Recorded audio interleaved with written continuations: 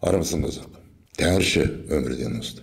Әрине, қазақ дүниетанымын түсінбейтін, исламмен айырмасын айыра алмайтын қазақтар шуылдады, әлі де шуылдап жүр. Құран оқылмай қалды деп. Тыңдап алайық. Ислам біздің даламызға келгелі қарай өмірден озған адамның қасында бір рет Құран оқылған жоқ. Мейлі дастарханның басында болсын, мейлі тойларда болсын, мейлі өліктің басында болсын, олардың сөзімен айтсақ. Ешқашан еш уақытта Хираат кітабынан аяттар түсірілмейді.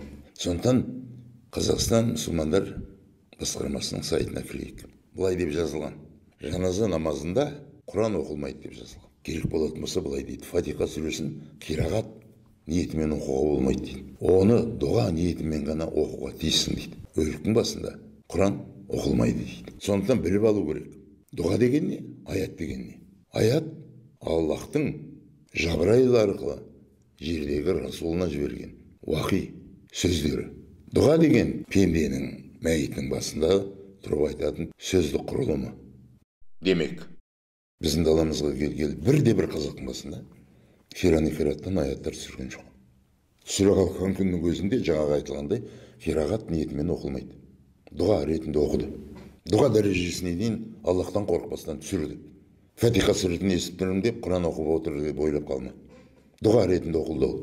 Сондықтан исламда өлген адам басында Құран оқылмайды, дұға түсіріледі. Ешкім бізді айыптай алмайды.